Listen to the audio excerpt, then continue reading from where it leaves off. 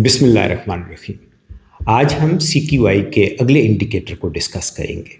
I hope जो पहला indicator है वो आप लोगों ने समझ लिया होगा और आपको ये भी पता चल गया होगा कि उसको आपने कैसे पूरा करना है।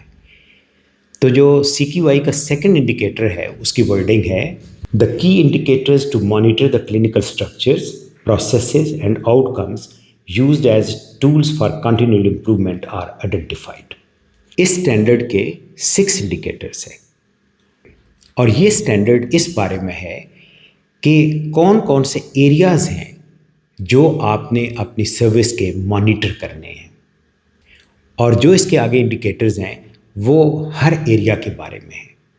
मसलन जो इसका पहला इंडिकेटर है वो है monitoring includes appropriate patient assessment.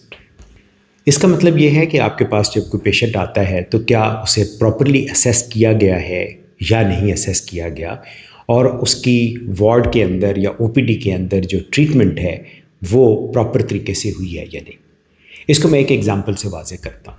For example, एक पेशेंट आता है and that child has got pneumonia.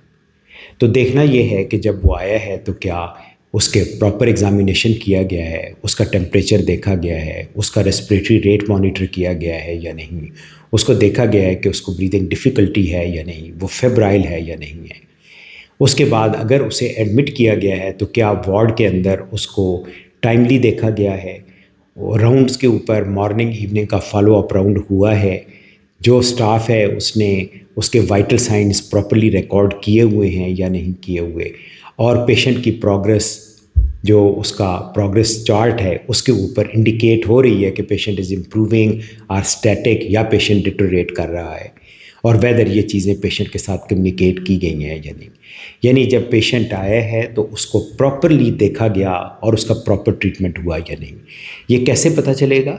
आप कुछ पेशेंट्स के मेडिकल रिकॉर्ड्स आप निकाल के तो आप उनका ऑडिट करेंगे and then you will see कि जी पेशेंट्स को प्रॉपरली देखा गया है या नहीं, और अगर कहीं कोई प्रॉब्लम आइडेंटिफाई होता है तो फिर आपने उसी साइकिल से दोबारा जो है वो उस साइकिल को प्रैक्टिस करना है कि प्रॉब्लम आइडेंटिफाई करना है, उसकी काजेज़ देखनी है, रिमीडियल मेजर्स आपने तजवीज़ करने हैं, उनको अप्लाई करना है और कुछ अरसे के बाद उसको री ऑडिट कर लेना है। इसका अगला इंडिकेटर है monitoring includes safety and quality control plans of the diagnostic services. इसमें आपने देखना है कि जो आपकी डायग्नोस्टिक सर्विसेज हैं उनका क्वालिटी कंट्रोल प्रॉपरली हो रहा है या नहीं। फॉर एग्जांपल, आपकी लैब के अंदर देखा जाए कि क्या जब उसके बायोकेमिस्ट्री के या दूसरे टेस्ट होते हैं तो वो उसके साथ क्वालिटी कंट्रोल चेक लगाते हैं या नहीं लगाते, और जब लगाते हैं तो उसका प्रॉपरली रिकॉर्ड करते हैं या नहीं। और again if some deficiency is found you can again complete that cycle, और इससे आप अपनी क्वालिटी इम्प्रूव कर सकते हैं और उसकी फिर मॉनिटरिंग जारी रखेंगे। इसका जो अगला इंडिकेटर है monitoring includes all invasive process. This mean कि तमाम वो प्रोसेस जिसमें you will enter into the body of the patient, like IV cannulation है, NG ट्यूब है, उसकी एंडोट्रेकियल इंटूबेशन है, लेप्रोटमी है, सिजेरियन सेक्शन है, या कोई और जो प्रोसीजर्स है वो जो किए जा रहे हैं क्या वो प्रॉपरली हो रहे हैं या नहीं, उसको क्या क्वालिफाइड बंदा कर रहा है या नहीं कर रहा, और जब हुए हैं तो क्या उसका pre anaesthesia assessment, anaesthesia assessment, surgeon के साथ communication, surgical environment, then post ops में उसकी केयर प्रॉपर हुई है या नहीं, पोस्ट ऑप से कैसे उसको शिफ्ट किया गया। तो ये तमाम जो आपके इन्वेजिव प्रोसीजर्स हैं उनकी जितनी प्रोटोकॉल्स आपकी बनी हुई हैं वो फॉलो हो रही हैं या नहीं हो रही। एंड अगेन कहाँ से चेक करेंगे? You will check from the medical records. इसका नेक्स्ट इंडिकेटर है monitoring includes adverse drug events. इसमें वही है कि आपने एक अपना रजिस्टर बनाना है जिस पे आप ड्रग एडवर्स इवेंट्स लिखेंगे। फॉर एग्जांपल, किसी को किसी इंजेक्टेबल से एलर्जी हुई है तो आप देखेंगे कि क्या वो एलर्जी ऐसी थी कि पहले पेशेंट से पता किया गया था या नहीं किया गया, उसे टेस्ट डोज दी गई या नहीं दी गई, और अगर एलर्जी हुई तो उसको फिर मैनेज प्रॉपर किया गया या नहीं किया गया।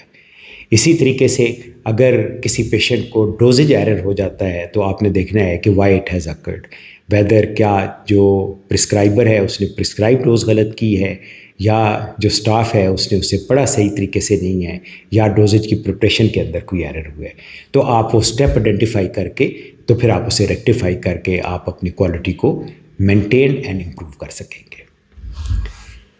اس کا جو اگلا انڈیکیٹر ہے that is monitoring includes use of anaesthesia, یعنی انستھیٹک کے کوئی جو سائیڈ ایفیکٹس ہیں جو ڈیورنگ انستھیزیا کوئی اگر انٹوورڈ ایونٹ ہوا ہے, لائک اگر اسپائنل کے اندر سڈن بلڈ پریشر ڈراپ ہوا ہے تو وائی اٹ ہیز ڈراپڈ, کیا پری لوڈ کم تھا یا ڈرگ کی ڈوزیج زیادہ تھی یا کیا وجہ تھی, اور پھر اس کو مینیج کیسے کیا گیا, اس کو ڈیٹیکٹ کرنے کا پراپر پروسیجر تھا, پراپر اس کے ریمیڈیل میئرز وہاں پہ موجود تھے یا نہیں تھے.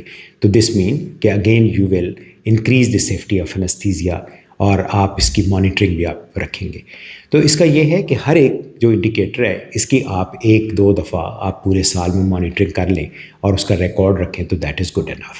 اس اسٹینڈرڈ کا اگلا انڈیکیٹر ہے monitoring includes use of blood and blood products, یعنی آپ نے یہ دیکھنا ہے کہ کیا جو بلڈ لگایا گیا اس کا کوئی ریئیکشن ہوا ہے تو واٹ واز دا کاز, کیا بلڈ جو ہے اسٹوریج ٹھیک ہے, بلڈ کی اسکریننگ ٹھیک ہے, کراس میچ ٹھیک ہے, اور پھر جب لگایا جاتا ہے تو پیشنٹ آئیڈینٹیفیکیشن اور ڈاکومنٹس کے ساتھ میچ کیسے کر رہے ہیں.